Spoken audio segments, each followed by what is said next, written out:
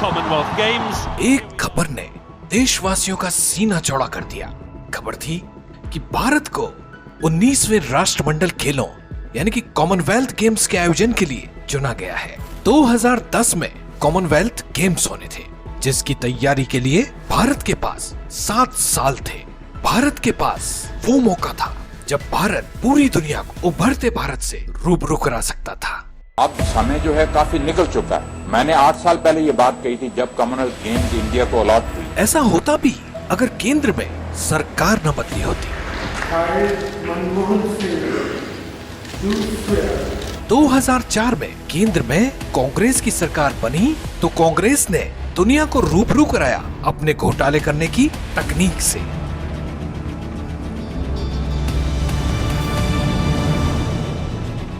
Commonwealth का किराया घोटाला सामने आने पर खेल आयोजन समिति बौखला गई है। आनन फानन में सारे आरोपों पर सफाई दी जा रही है। जहां पूरी दुनिया को भारत पर गर्व करना चाहिए था, वहां कांग्रेस के कारण भारत विश्व से नजरें नहीं मिला पा रहा था। Everything will be ready by December. Commonwealth games की जो तैयारियां हैं उसमें बहुत बड़ा घोटाला हुआ है। कॉमनवेल्थ गेम्स घोटालों की जांच सीबीआई भी कर रही है और सीबीआई ने घोटाले से जुड़े कुल 19 केस दर्ज किए थे। हुआ यूं कि जिन 7 सालों में कॉमनवेल्थ गेम्स की तैयारी होनी थी, वो 7 साल कांग्रेस ने काम कम घोटाला ज्यादा करने में लगाए। 3 अक्टूबर 2010 को कॉमनवेल्थ गेम्स शुरू होने थे, लेकिन उससे कुछ दिन पहले ही मीडिया ने कुछ तस्वीरें जारी कर दी। तस्वीरें जारी होते ही पूरे विश्व में भारत की किरकिरी होने लगी थी। मीडिया की उन तस्वीरों में दिखाया गया था कि खिलाड़ियों को रहने के लिए जो क्वार्टर बनाए जाने थे वो आधे अधूरे थे।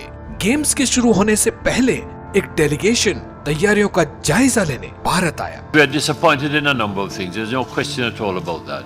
There are matters relating to transport and difficulties there, the security arrangements, the fire safety arrangements, evacuation of the building. Delegation ने तैयारियों पर सवाल उठाते हुए एक कमरे की बिस्तर की फोटो सबमिट कर दी, जिस पर कुत्ते ने केक बना रखा था। इसके अलावा कुछ अन्य तस्वीरें भी थी, जिनमें बाथरूम में पान की पीकें दिखाई दे रही थी। ये तो बस कांग्रेस के कारनामों का ट्रेलर भर था, पूरी पिक्चर अभी बाकी थी। 29 अक्टूबर 2009 को तत्कालीन राष्ट्रपति दिबा पाटिल को ब्रिटेन के शाही बकिंगम पैलेस में महारानी एलिजाबेथ ने बेटन सौंपा और राष्ट्रमंडल खेलों की औपचारिक शुरुआत की। राष्ट्रमंडल खेलों की एक पुरानी परंपरा है कि ये बेटन सभी कॉमनवेल्थ देशों की यात्रा कर उस देश में पहुंचता है जहां पर खेल हो रहे होते हैं। तो ये बेटन दिल्ली पहुंच गया। इस बेटन की ट्रांसपोर्ट वीडियोग्राफी बैरिकेडिंग के लिए एएम फिल्म्स नाम की कंपनी को करीब 4 करोड़ रुपए दिए गए थे।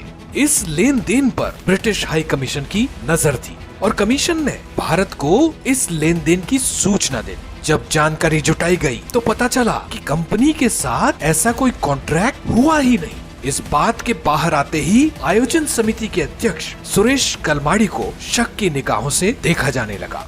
कलमाड़ी ने भी अपनी सफाई में एक ईमेल दिखाते हुए कहा कि एएम फिल्म्स कंपनी का सुझाव उन्हें लंदन स्थित इंडियन हाई कमीशन ने दिया था। हाई कमीशन ने कलमाड़ी के आरोपों को निराधार बताते हुए कहा कि उन्होंने ऐसा कोई सुझाव दिया ही नहीं है। बस यहीं से तय हो गया कि कॉमनवेल्थ गेम्स में बड़ा खेल हुआ है। कांग्रेस ने इन खेलों में ऐसा लूटा जो आप सोच भी नहीं सकते।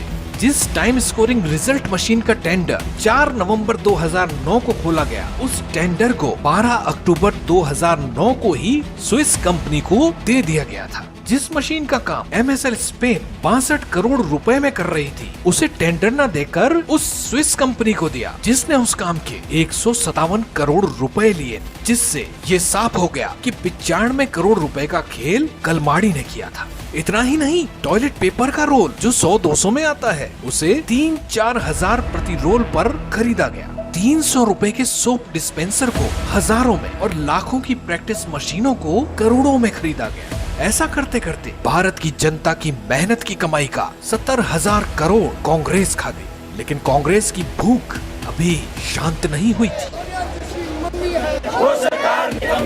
कांग्रेस मतलब करप्शन के अगले एपिसोड में देखिए, ये एक घोटाले के फिगर्स हैं। CAG की साल 2010 में आई रिपोर्ट में कहा गया कि बिना नीलामी के ही कंपनियों को 2G स्पेक्ट्रम के लाइसेंस का आवंटन कर दिया गया।